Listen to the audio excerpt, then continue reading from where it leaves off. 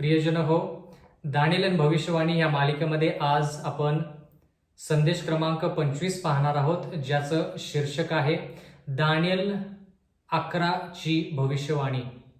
Daniel 11 ची भविष्यवाणी.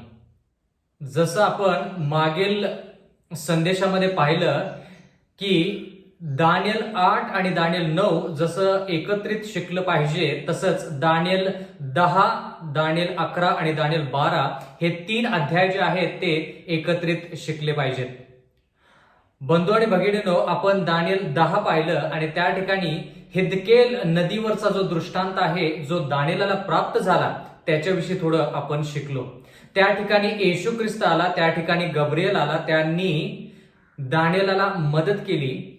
एवढंच नाही तर तो दृष्टांत पुढं चालत असताना किंवा तो दृष्टांत पुढे आपण शिकत असताना आज आपण दानिएलच्या 11व्या अध्यायामध्ये पदार्पण केलेलं आहे. दानिएलचा 11वा अध्याय आणि पहिलं वचन. दार्यावेश मेदी ह्याच्या कारकिर्दीच्या पहिल्या वर्षी त्याची मजबूती करण्यास व त्याला शक्ती देण्यास मी उभा राहिलो. म्हणजे दानिएल बाबेलच्या राज्याच्या वेळेस देखील नबुकदनेझर, त्याचे जे वंशज जसं की बेलशस्सर हे जे आहेत त्यांना मदत करण्यासाठी होता. त्यांच्या सार्वकालिक जीवनासाठी देवाने दानिएलाचा वापर केला. बाबेलची जी कारकीर्द आहे 605 ख्रिस्तपूर्व ते 539 ख्रिस्तपूर्व, त्या दरम्यान दानिएल त्या ठिकाणी होता. एवढंच नाही तर त्याच्यानंतर मेदी पारसीचं राज्य आलं, तरी देखील दानिएलाचा वापर परमेश्वर येशू ख्रिस्त पारसचा राजा आणि मेदीचा राजा यांच्यासाठी करत आहे. म्हणजे मेदी पारशीच्या राज्यामध्ये जे राजे आहेत त्यांच्या सार्वकालिक जीवनासाठी देखील देव कार्यरत आहे. ह्या ठिकाणी आपण पाहत आहोत दानिएलचा 11वा अध्याय आणि दुसरं वचन. आता मी तुला खरे काय ते दाखवून देतो. पहा, पारस देशात 3 राजे उत्पन्न होतील, चौथा त्याहून धनवान होईल, तो आपल्या धनाच्या योगाने बलाढ्य झाला, म्हणजे तो सर्वांना ग्रीसच्या राज्याविरुद्ध उठवतील. आता ह्या ठिकाणी दानिएल 11 मध्ये आपण बंधू आणि भगिनींनो देवाचं वचन शिकत असताना आपण ही गोष्ट जाणून घेतली पाहिजे की जेवढी भविष्यवाणी आपण दानिएल 2, दानिएल 7, दानिएल 8 या अध्यायामध्ये शिकली, त्या सर्व गोष्टी जवळपास दानिएल 11 मध्ये आपल्याला पाहायला मिळतील. म्हणजे दानिएल 2 मध्ये आपण फक्त बाबेल, मग त्याच्यानंतर मेदी पारशी, मग त्याच्यानंतर ग्रीस, मग त्याच्यानंतर रोम, विदर्भी रोम, आध्यात्मिक रोम आणि येशू ख्रिस्ताचं राज्य असं ठळक पाहिलं. त्याच्यानंतर दानिएल 7 मध्ये त्याच गोष्टी आपण विस्तारित अशा पाहिल्या. दानिएल 8 मध्ये आणखी जास्त विस्तारित पाहिल्या. बाबेलमध्ये जे राजे होऊन गेले त्यांच्याविषयी जरी दानिएल 11 मध्ये लिहिलेलं नसलं, तरी देखील मेदी पारशी पासून पुढचे जे राज्य आहेत त्यांच्यामध्ये कोणकोणते राजे आले, ते राजे आणि त्यांची कारकीर्द आणि थोडक्यात त्यांनी केलेलं काम त्याच्याविषयी ह्या ठिकाणी लिहिलेलं आहे.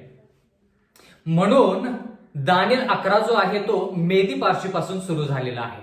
मेदी पारशी पासून सुरू झालेला आहे. त्याचा अर्थ असा की बाबेलचं राज्य निघून गेलेलं आहे, म्हणून मेदी पारशीच्या राज्यापासून सुरुवात केलेली आहे. आणि ह्या ठिकाणी दुसरं वचन म्हणतं, आता मी तुला खरे काय ते दाखवून देतो. म्हणजे बंधू आणि भगिनींनो, 100, 150, 200 किंवा 1000 वर्षाचे जी भविष्यवाणी आहे ती काय काय वेळेस दानिएल 11व्या अध्यायामध्ये 1 ते 2 वचनामध्ये तुम्हाला पाहायला मिळेल. 100 वर्षाची भविष्यवाणी 1 वचनामध्ये, 200 वर्षाची भविष्यवाणी 1 वचनामध्ये, 1000 वर्षाची भविष्यवाणी 2 वचनामध्ये, असं इतकं त्या अध्यायामध्ये भविष्यवाणी ज्या आहेत त्या लपलेल्या आहेत. तर ह्या ठिकाणी असं लिहिलेलं आहे दानिएल 11:2 मध्ये, पुढे वाचतो. पहा, पारस देशात 3 राजे उत्पन्न होतील. आता आपण पारस देशाविषयी काय पाहिलं? पारसाचा राजा कोण? कोरेश. मेदीचा राजा कोण? दार्यावेश. आता ह्याच्यानंतर असं लिहिलंय की त्याच्यानंतर 3 राजे उत्पन्न होतील, जी गोष्ट आपण आतापर्यंत शिकलो नाही. पुढे लिहिलंय चौथा त्या सर्वांहून धनवान होईल. मग चौथा राजा कशामध्ये? मेदी पारशीमध्ये. तो चौथा राजा येईल, तो आपल्या धनाच्या योगाने बलाढ्य झाला म्हणजे तो सर्वांना ग्रीसच्या राज्याविरुद्ध उठवतील. म्हणजे ह्या ठिकाणी 100 आणि 200 आणि 500 वर्षाची भविष्यवाणी 1 ते 2 वचनामध्ये लिहिलेली आहे. आता ह्या ठिकाणी लिहिलंय चौथा राजा, आणि मग त्याच्यानंतरचं वाक्य म्हणतं तो आपल्या धनाच्या योगाने बलाढ्य झाला म्हणजे तो सर्वांना ग्रीसच्या राज्याच्या विरुद्ध उठवील. ग्रीसच्या राज्याच्या विरुद्ध उठवील. आता बंधू आणि भगिनींनो, आता ह्या ठिकाणी लिहिले तो आपल्या धनाच्या. आता तो म्हणजे गरजेचा नाही की चौथा राजा. चौथा राजानंतर जर कोणता दुसरा राजा आला असेल मेदी पारशीच्या राज्यामध्ये तर त्याविषयी त्या ठिकाणी लिहिले.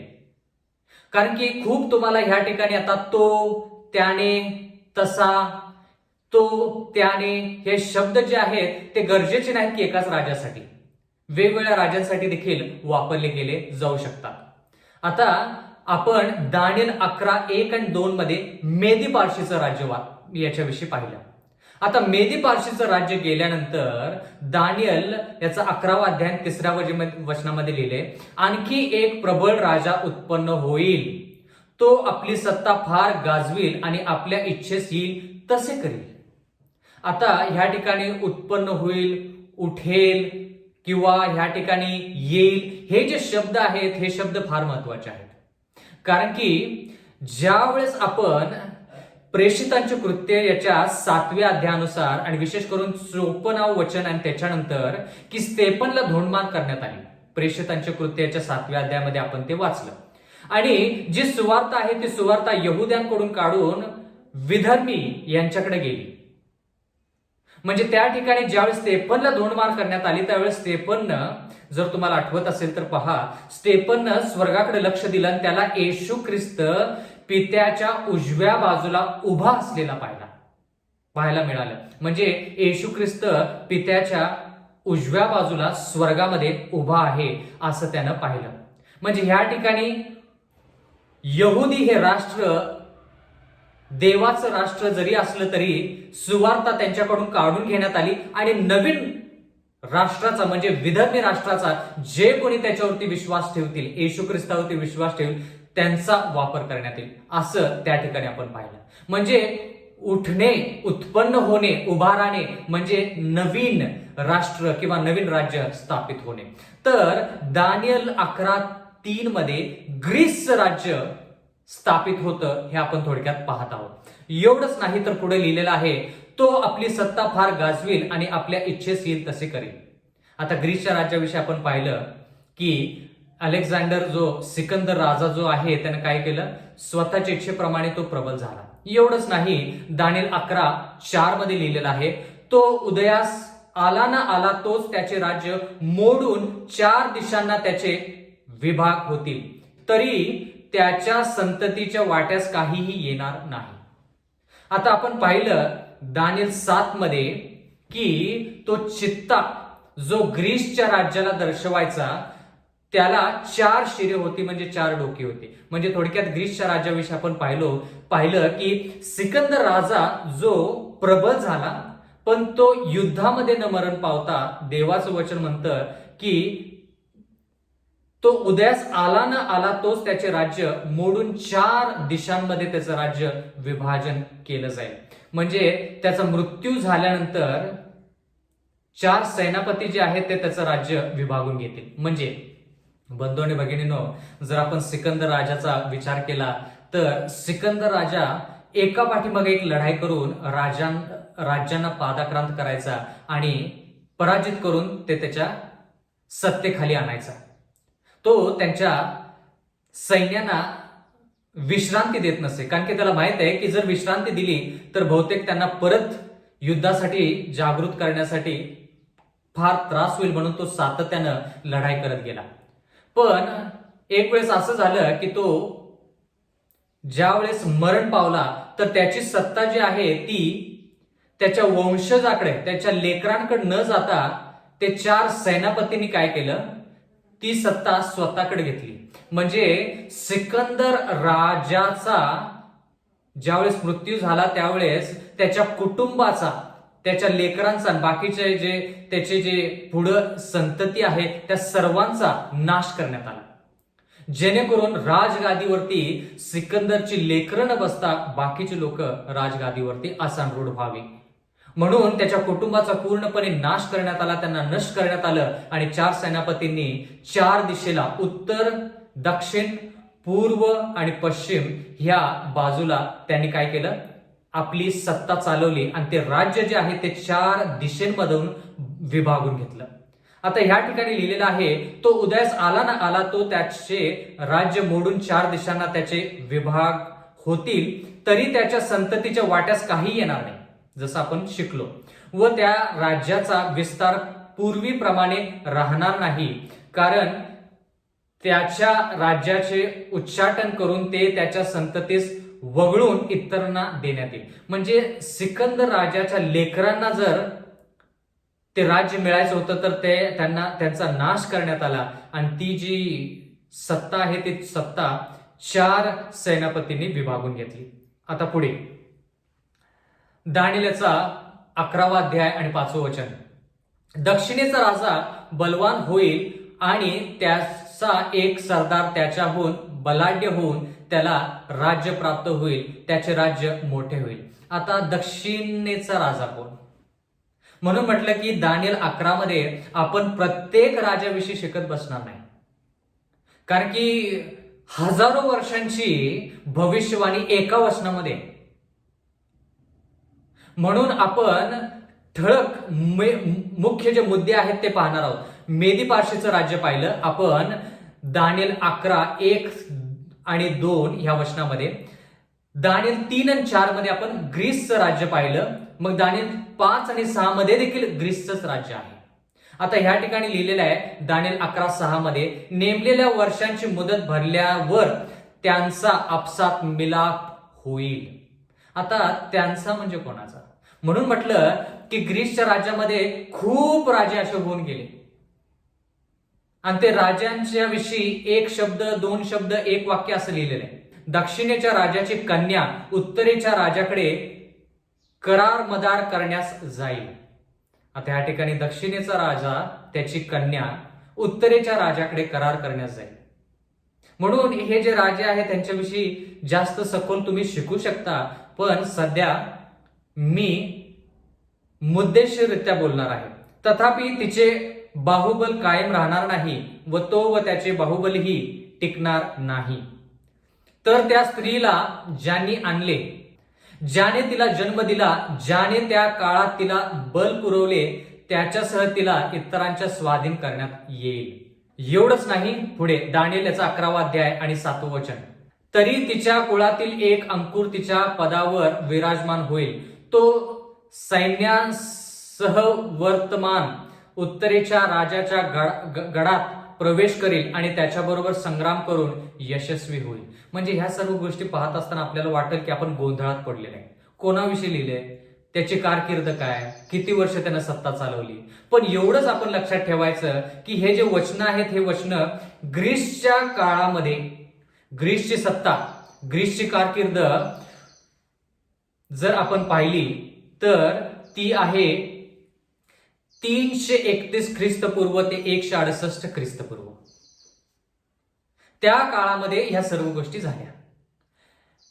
जर आपण मेदी पार्शीचा विचार केला तर मेदी पार्शीच्या काळामध्ये जे आपण वाचलं ते 539 ख्रिस्तपूर्व ते 331 ख्रिस्तपूर्व. आता ग्रीसचं राज्य जे आहे ते 331 ख्रिस्तपूर्व ते 168 ख्रिस्तपूर्व मध्ये ह्या सर्व गोष्टी होत आहेत. पुढे या ठिकाणी देवाचं वचन म्हणतं दानिएल 11:8, तो त्यांचे दैवते व ओतीव मूर्ती आणि त्यांची सोने रुपयाची सुंदर भांडी लुटून मिसर देशात नेईल. तो उत्तरेच्या राजावर चढाई न करता काही वर्ष राहील. आता कोणता हा नेमका राजा आहे ते आपण शोधून काढलं पाहिजे, पण सध्या तर आपण हेच म्हणू शकतो की ग्रीसचं राज्य जे आहे त्याच्यामध्ये या सर्व गोष्टी होत आहेत. दानिएल 11 याचं 9वं वचन, तो दक्षिणेच्या राजाच्या मुलखात जाईल आणि तेथून स्वदेशी परतेल. दानिएल याचा 11वा अध्याय 10वं वचन, तरी त्याचे पुत्र लढाई करतील व मोठे लष्कर जमा करतील. ते येऊन तो देश पादाक्रांत करून पार जातील. ते परत येऊन चढाई चालवून त्याच्या गडापर्यंत जाऊन धडकतील. दानिएल याचा 11वा अध्याय 11 वचन. तेव्हा दक्षिणेच्या राजाचे पित्त खवळून तो बाहेर पडून उत्तरेच्या राजाबरोबर युद्ध करील. तो पुष्कळ लोक समूह घेऊन निघेल, पण तो समूह त्याच्या हाती लागेल. आता ह्या ठिकाणी त्याने दक्षिणेचा राजा, उत्तरेचा राजा, ह्या सर्व गोष्टी पाहिल्यानंतर आपण गोंधळात पडून जाऊ. पण या सर्व राजांविषयी जर तुम्हाला सविस्तर शिकायचं तर ते आपण नंतर शिकू शकतो. पण सांगायचं तात्पर्य हे की ठळकरित्या आपण गोष्टी पाहत आहोत. दानिएल याचा 11वा अध्याय आणि 12 वचन. लष्कर जसे पुढे चाल करतील तसतसे त्याचे मन उन्मत्त होईल. तो लाखो लोकांना चित्त करील तरी तो यशस्वी होणार नाही. पुढे लिहिले दानिएल 11:13 मध्ये. तेव्हा उत्तरेचा राजा पुन्हा येईल. तो आपल्याबरोबर पूर्वीपेक्षा मोठे लष्कर घेऊन येईल. तो काही वर्षांचा काळ संपल्यावर मोठे सैन्य व बहुत धन घेऊन येईल. आता हा उत्तरेचा राजा कोण, तर आपण ठळकरित्या शिकत आहोत. दानिएल याचा 11वा अध्याय आणि 14 वचन. त्या काळात दक्षिणेचा राजाविरुद्ध पुष्कळ लोक उठतील. दृष्टांत प्रत्ययास आणावा म्हणून तुझ्या लोकांपैकी आडदांड लोक उठतील, पण ते पडतील. दानिएल याचा 11वा अध्याय 15 वचन. अशा प्रकारे उत्तरेचा राजा येईल. तो मोर्चे लावून तटबंदीचे नगर घेईल. तेव्हा दक्षिणेचे बाहुबल टिकणार नाही. त्याच्या मोठमोठ्या वीरांचे काही चालणार नाही. त्याच्यात सामना करण्याचे त्राण उरणार नाही. या सर्व गोष्टी कधी होणार आहेत? ग्रीसच्या राज्याच्या काळामध्ये होणार आहेत. कोणता राजा करेल हे आपल्याला सध्या जरी माहित नसलं तर ग्रीसच्या राज्याच्या कारकिर्दीमध्ये ह्या सर्व गोष्टी होत आहेत. दानिएल याचा 11वा अध्याय आणि 16 वचन. त्याच्यावर चढाई करणारा आपल्या इच्छेस येईल तसे करील व त्याच्यासमोर कोणी टिकाव धरणार नाही. तो आपल्या हाती प्रत्यक्ष नाश घेऊन त्या वैभवी देशात उभा राहील. दानिएल याचा 11वा अध्याय आणि 17 वचन. तो आपल्या साऱ्या राज्याच्या बलासह येईल, तरी तो त्याच्याबरोबर करार मदार करील. तो त्यांना स्त्रियांची कन्या भ्रष्ट करण्यास देईल. ती त्याच्या पक्षाला टिकून राहणार नाही. ती त्याची होणार नाही. दानिएल याचा 11वा अध्याय 18 वचन. नंतर तो आपला मोर्चा द्वीपाकडे फिरविल व त्यातील अनेक हस्तगत करील, पण त्याने लावलेला हा काळीमा एक सरदार नाहीसा करेल. एवढेच नव्हे तर तो उलट त्यालाच काळीमा लावील. आता ह्या सर्व गोष्टी ज्या आहेत त्या भविष्यवाण्या आहेत, ज्या 100 आणि 200 आणि 300 वर्षाच्या भविष्यवाण्या त्या सर्व ह्या ठिकाणी आहेत. या ठिकाणी लिहिले दानिएल 11:19 मध्ये. मग तो आपल्या देशातील दुर्गाकडे आपला मोर्चा फिरविल, पण तो ठोकर खाऊन पडेल व त्याचा पत्ता लागणार नाही. या सर्वांमध्ये आपण ग्रीसची कारकीर्द पाहत आहोत. दानिएल 11:1 आणि 2 ज्यावेळेस आपण पाहिलं तर ते मेदी पार्शीचं राज्य आहे. आणि दानिएल 11:3 पासून जवळपास 19 पर्यंत जर पाहिलं तर ते ग्रीसचं राज्य आहे. एवढंच नाही तर आता आपण दानिएल 11:20 पाहूया. पुढे त्याच्या जागी एक जण उभा राहील. ज्यावेळेस शब्द उत्पन्न होईल, उभा राहील, उठेल, असा शब्द ज्यावेळेस येतो त्यावेळेस आपण शिकलो की नवीन राज्य स्थापन होतं किंवा नवीन राजा येतो. स्टेफनला ज्यावेळेस धोंडमार करण्यात आली त्यावेळेस प्रेषितांच्या कृत्याच्या 7व्या अध्यायामध्ये परत एकदा आपण त्याची उजळणी करूया. आपण पाहिलं की येशू ख्रिस्त पित्याच्या उजव्या बाजूला उभा असलेला स्टेफननं पाहिला. म्हणजे यहुद्यांचं राज्य त्याची 70 आठवड्याची जी कालावधी देवाने दिली होती, कृपाचा काळ जो दिला होता तो संपला आणि सुवार्ता जी आहे ती यहुद्यांकडून काढून घेण्यात आली आणि विधर्मी लोकांना देण्यात आली. जे लोक येशू ख्रिस्तावरती विश्वास ठेवतील, म्हणजे नवीन राज्य याची स्थापना झाली. तसंच ह्या ठिकाणी दानिएल 11:20 मध्ये पाहत आहोत, पुढे त्याच्या जागी एक जण उभा राहील. म्हणजे आता ग्रीसचं राज्य गेलं आणि दुसरं एक राज्य आलं. आता ग्रीसचं राज्य गेल्यानंतर कोणतं राज्य आलं आपण शिकलो, दानिएल 2, दानिएल 7, दानिएल 8. रोमचं राज्य आलं, बरोबर. आता ते रोमचं राज्य, त्याच्यामध्ये कोणता भाग, रोमच्या राज्याचे 2 भाग आहेत. तर पहिला भाग रोमचा जो पहिला भाग आहे, ज्याला आपण विदर्भी रोम म्हणतो, त्या रोमची सत्ता आली. त्या रोमची कारकीर्द, विदर्भी रोमची कारकीर्द 168 ख्रिस्तपूर्व ते 476 इसवी सन अशी आहे, ज्याच्याविषयी आपण शिकलेलो आहोत. एवढंच नाही तर ह्या ठिकाणी लिहिलंय, तो त्या वैभवी देशात कर वसूल करण्यास पाठवील, पण थोड्याच दिवसात त्याचा नाश होईल, तरी तो क्रोधाने किंवा युद्धाने होणार नाही. तो राजा काय करेल, कर वसूल करेल. कोणापासून, वैभवी देशापासून. एवढंच नाही तर देवाच्या वचनामध्ये लिहिलंय की त्या राजाचा नाश होईल. कसं, युद्धाने किंवा क्रोधाने नाही, तो मरण पावेल. तर ह्या संदर्भात कुठं पवित्र शास्त्रामध्ये दुसऱ्या ठिकाणी लिहिलेलं आहे का ते पाहूया. लूक याचा 2रा अध्याय आणि 1लं वचन.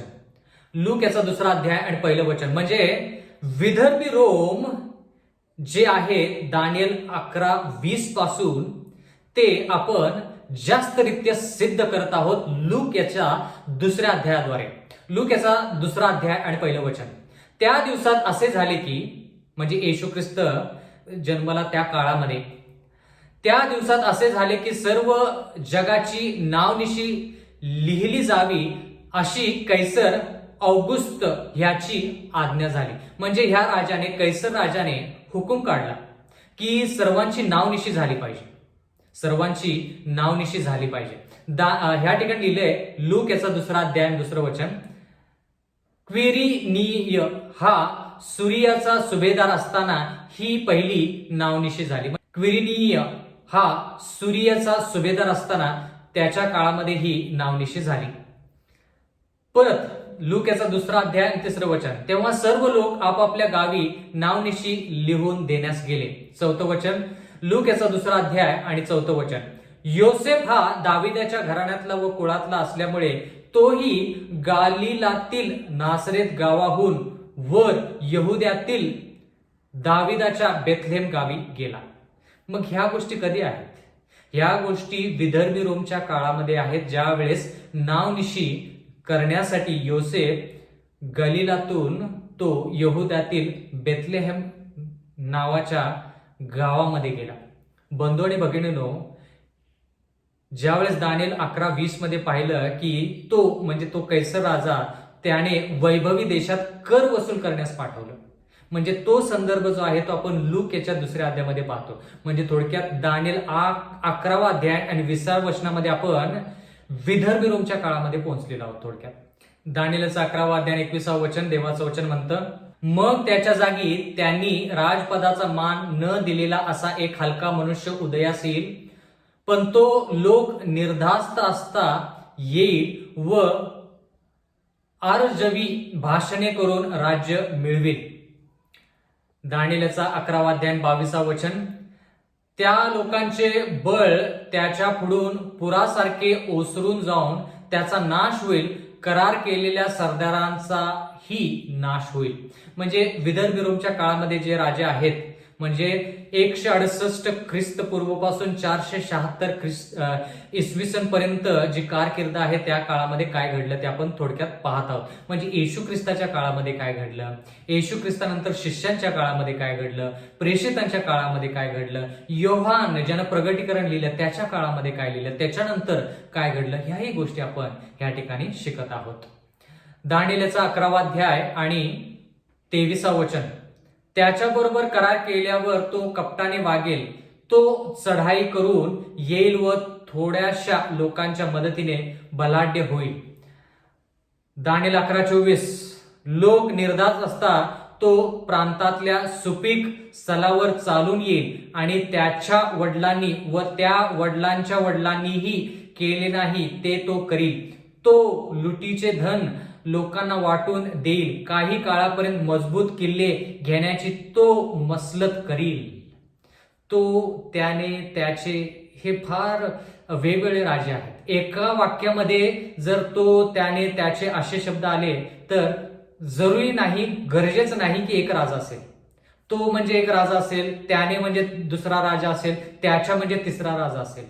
दानिएल 11:25 मध्ये मोठी फौज घेऊन दक्षिणेच्या राजावर चालून जाण्याचा हिय्या व बल तो उत्तेजित करील. दक्षिणेचा राजा फार मोठी व पराक्रमी फौज घेऊन त्याच्याबरोबर युद्ध करील, पण त्याचा निभाव लागणार नाही, कारण लोक त्याच्या विरुद्ध मसलती करतील. दानिएल 11:26 त्याचे अन्न खाणारे त्याचा नाश करतील, त्याची सेना पुरासारखी लोटेल, पण पुष्कळ मरून पडतील. दानिएलचा 11:27 दोन्ही राजांची मने दुष्कृत्य करण्याकडे वळतील. ते एका मेजावर बसून परस्परांबरोबर खोटे बोलतील, पण त्यातून काही निष्पन्न होणार नाही, कारण शेवट व्हायचा तो नेमलेल्या काळीच होणार. दानिएलचा 11:28 मग तो मोठी लूट घेऊन स्वदेशी परत जाईल, त्याचे मन पवित्र कराराविरुद्ध होईल आणि तो आपला मनोरथ पूर्ण करून स्वदेशी परत जाईल. दानिएल 11:29 नेमलेल्या वेळी तो पुन्हा दक्षिणेस जाईल, तरी पूर्वीप्रमाणे आता त्याचे चालणार नाही. दानिएल 11 याचा 30वा वचन जे आहे ते म्हणतं, कारण कित्तिमाची जहाजे त्याच्यावर चाल करून येतील, म्हणून तो खिन्न होऊन मागे फिरेल आणि पवित्र करारावर रुष्ट होऊन आपल्या मनास वाटेल तसे करेल. तो परत जाईल व पवित्र करार सोडणाऱ्यांबरोबर स्नेह करू पाहिल. म्हणून दानिएल 11 जो आहे तो दानिएल 11, दानिएल 10 आणि दानिएल 12 याच्यामध्ये आहे. कारण की दानिएल 10 मध्ये जो दृष्टांत सांगण्यासाठी गब्रिएल त्या ठिकाणी आला, त्या दृष्टांतामध्ये पुढे वाटचाल करत असताना आपण असं पाहत आहोत की दानिएलला हा दृष्टांत मिळालेला आहे. म्हणून हा दृष्टांत जो आहे ती एकच गोष्ट आहे, एकच दृष्टांत आहे जो दानिएल 10, 11 आणि 12 मध्ये आहे.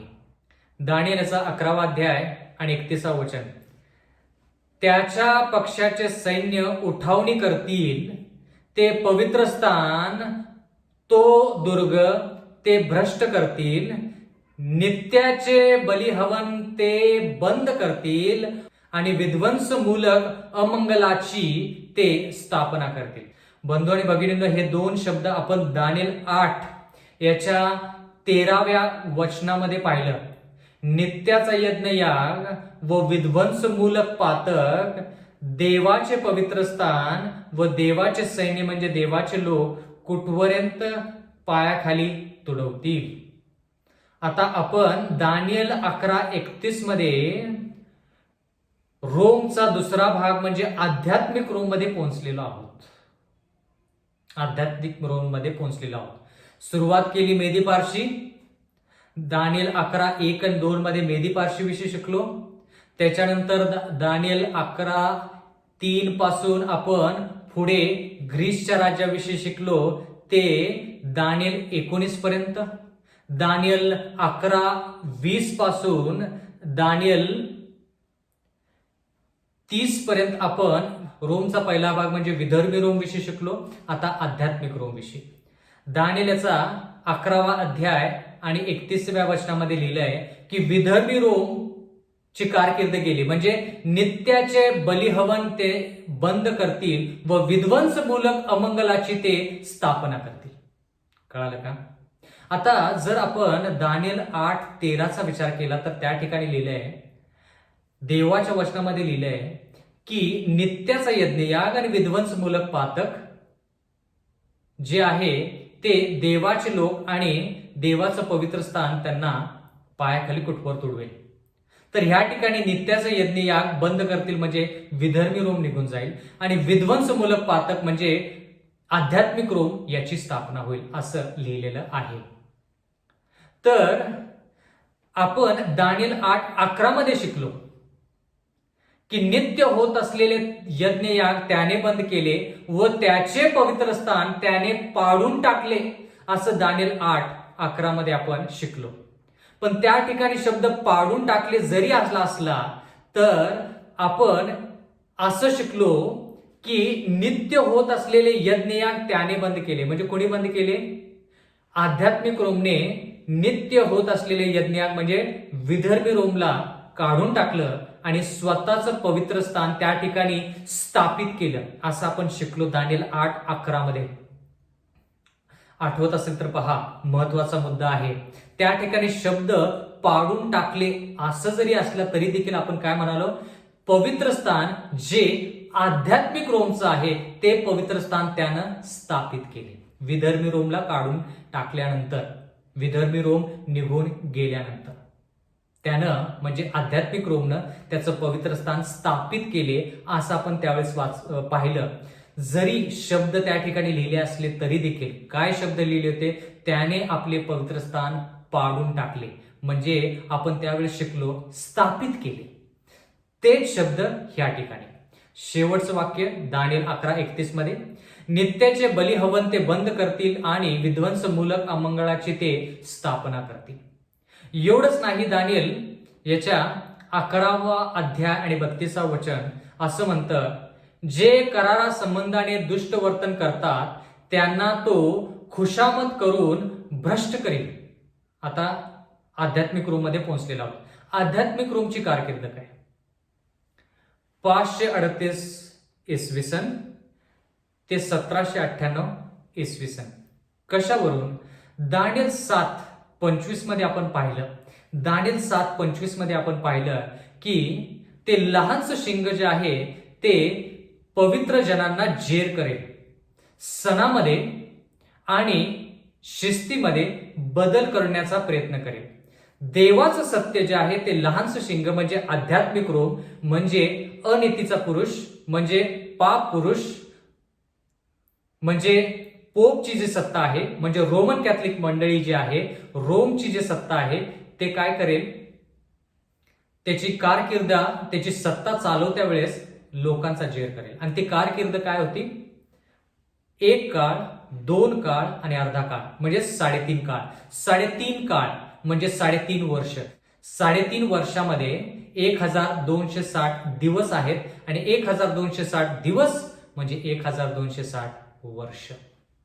म्हणून 538 इसवी सन पासून 1260 वर्ष जर आपण मोजली तर 1798 इसवी सन पर्यंत आपण पोहोचतो.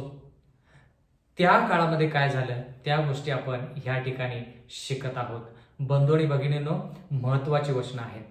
म्हणजे खूप लोकांना हे आध्यात्मिक रोम जे आहे ते भ्रष्ट करण्याचा प्रयत्न करतं. जे लोक सत्याच्या मार्गावरती आहेत त्यांना भ्रष्ट करण्याचा प्रयत्न करतं वगैरे.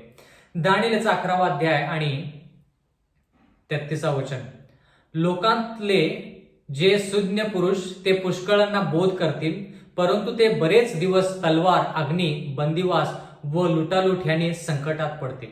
म्हणजे जे सुज्ञ आहेत, जे देवाचं वचन त्यांना माहीत आहे, देवाच्या वचनानुसार चालण्याची त्यांची इच्छा आहे, त्या लोकांना अग्नी, बंदिवास व लूट याच्यामध्ये टाकण्यात येईल किंवा त्या काळामध्ये टाकण्यात आलं असं देवाचं वचन म्हणतं. म्हणजे 538 इसवी सन पासून 1798 इसवी सन पर्यंत जो छळ झाला, पवित्र जनांचा जो छळ झाला आध्यात्मिक रोमच्या सत्तेखाली, त्याविषयी ह्या ठिकाणी लिहिलेलं आहे. ज्यावेळेस आपण पाठीमागच्या भविष्यवाण्या पाहिल्या त्यावेळेस आपण पोपची जी सत्ता आहे त्या सत्तेखाली लोकांना कसा त्रास झाला हेही आपण पाहिलं. त्यावेळेस मला आठवतं मी तुम्हाला सांगितलं की त्यावेळेस खूप लोकांना जीवे मारण्यात आलं, लेकरांना जीवे मारण्यात आलं, स्त्रियांना जीवे मारण्यात आलं, कोणाची गय त्या ठिकाणी केली जात नसे. दानिएलचा 11वा अध्याय आणि 34वा वचन, ते असे संकटात पडतील तेव्हा त्यांना थोडी बहुत मदत होईल, पण पुष्कळ लोक त्यांच्याबरोबर गोड बोलून त्यांना मिळतील. म्हणजे खूप लोक त्रास संकटामध्ये देखील पडतील, पण काही लोकांना ते भुरळ टाकून स्वतःच्याकडे खेचून घेतील किंवा आकर्षित करतील, असं देवाचं वचन म्हणतं. दानिएल 11:35, सुज्ञ पुरुषांपैकी कोणी संकटात पडतील ते अशासाठी की त्यांनी कसोटीस लावून अंत समयासाठी शुद्ध व शुभ्र व्हावे, कारण नेमलेल्या अंत समय प्राप्त होण्यास अद्यापी अवधी आहे. आता ह्या ठिकाणी आपण असं पाहत आहोत बंधू आणि भगिनींनो, की देवाला ह्या ठिकाणी आपल्याला असं सांगायचं आहे की सुज्ञ पुरुष जे आहेत, ज्यांना देवाचं वचन माहीत आहे, त्यांना संकटामध्ये टाकण्यात आलं. जर आपण 538 इसवी सन पासून 1798 इसवी सन पर्यंतचा काळ जर पाहिला तर त्याला अंधकाराचा काळ म्हटलेला आहे. अंधकाराचा काळ याच्यासाठी की जरी प्रकाश सुज्ञ पुरुषांकडे, सुज्ञ लोकांकडे होता, तरी देखील उघडपणे सत्याचा प्रकाश या जगामध्ये पोहोचू शकला नाही.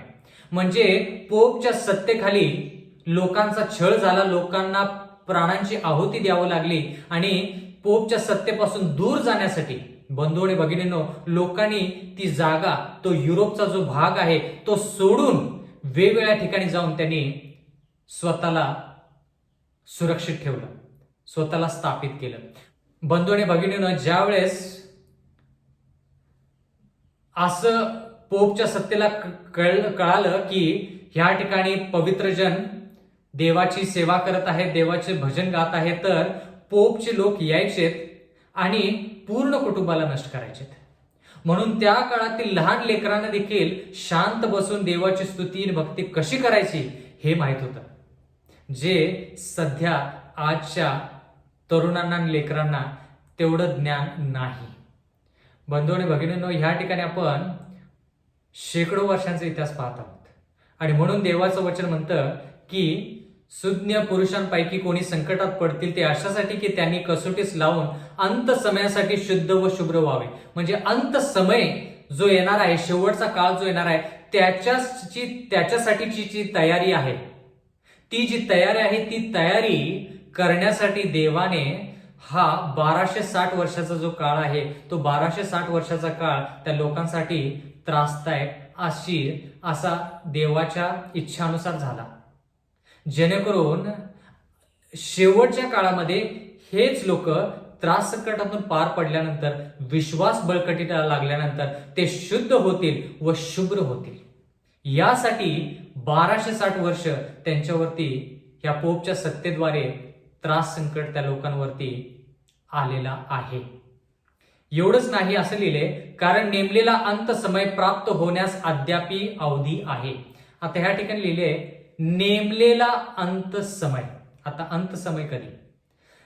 अंत समय ह्याचा जर आपण विचार केला तर पोपची सत्ता 538 ख्रिस्तपूर्व पासून 1798 इसवी सन पर्यंत जे आहे त्याचा काळ संपला की ह्या ठिकाणी लिहिलेला आहे, कारण नेमलेला अंत समय प्राप्त होण्यास अद्यापी अवधी आहे.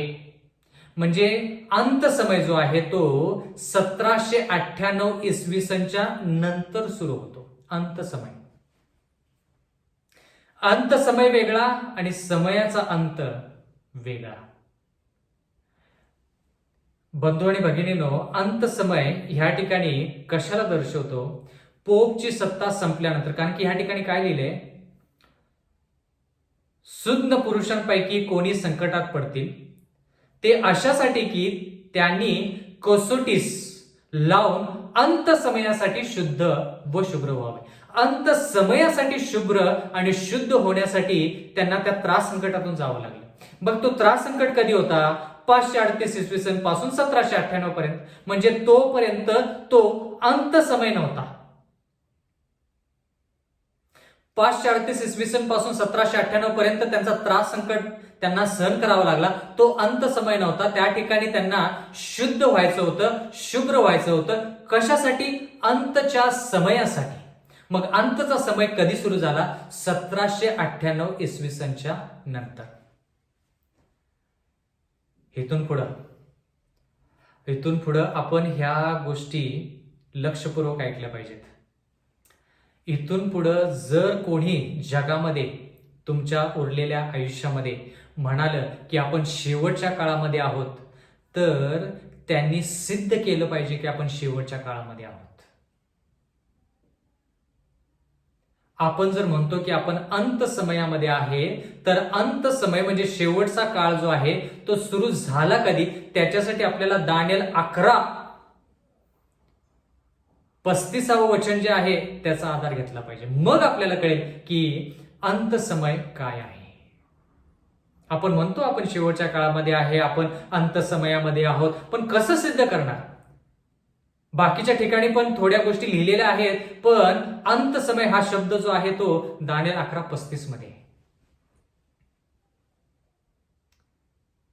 तर इथून पुढं जर कोणी तुम्हाला सांगितलं की आपण अंत समयमध्ये आहोत किंवा शेवटच्या काळामध्ये आहोत, लगेच आपल्याला दानिएल 11:35 हे वचन आठवलं पाहिजे. जरी तो व्यक्ती त्याला सिद्ध करता आलं नाही, तर आपण सिद्ध करू शकलो पाहिजे की अंत समय कधी सुरू झाला. कारण की ह्या ठिकाणी असं लिहिलंय की त्या लोकांचा छळ याच्यासाठी झाला की त्यांना अंत समय शुद्ध व शुभ्र राहून देवाच्या येशू ख्रिस्ताच्या दुसऱ्या आगमनासाठी त्यांनी सज्ज व्हावं. मग त्यांचा छळ कधी झाला? 538 इसवी सन ते 1798 इसवी सन पर्यंत. त्याच्यानंतर देवाचं वचन म्हणतंय की त्यांची कसोटी जी आहे ती कसोटी झाल्यानंतर ते अंत समयासाठी शुभ्र व शुद्ध झाले. प्रियजन हो, ही जी वचनं आहेत ही वचनं अत्यंत महत्वाची आहेत. याच्याविषयी आपण जास्त शिकणार आहोत. पण माझी कळकळीची आग्रहाची विनंती आहे की आपण ह्या सर्व गोष्टी ज्या आहेत ह्या सर्व गोष्टी वैयक्तिकरित्या प्रार्थनापूर्वक देवाकडे पवित्र आत्म्याचं मार्गदर्शन लाभावं म्हणून आपण प्रार्थना केली पाहिजे, जेणेकरून ह्या सर्व गोष्टी आपल्याला समजतील. याच्याविषयी आपण जास्त शिकणार आहोत, पण येणाऱ्या काळामध्ये. माझी कळकळीची आग्रहाची विनंती आहे, जेवढे लोक आज आपण ह्या ठिकाणी देवाचं वचन ऐकण्याकरिता जमलो, त्या सर्वांनी आणि अधिक लोकांनी येऊन हे देवाचं राहिलेलं वचन देखील आपण पूर्ण करणार आहोत. देव आपणास आशीर्वाद देवो. आपण प्रार्थना करूया. स्वर्गातील जिवंत परमेश्वर देवा, उपकार मानतो. प्रेमळ पित्या, सर्व गोष्टी जरी आम्हाला समजल्या नसल्या तरी देखील महत्वाचे मुद्दे तू आम्हाला समजावून सांगितलेले आहेस, म्हणून उपकार मानतो. मागत आहोत की जितके लोक आज आमच्या ह्या संदेशामध्ये त्यांनी सहभाग घेतलेला आहे, त्या एवढ्या सर्वांनी आणि त्याच्यापेक्षा जास्त लोकांनी येणाऱ्या काळामध्ये सहभाग घ्यावा असं होऊ दे. इथून पुढची वेळ आमचं सर्वस्व आम्ही तुझ्या हाती सोपवून देऊन मागत आहोत की आम्हा सर्वांना तो तारण दे. नम्र विनंती येशूच्या नावात मागतो, म्हणून तो ऐक.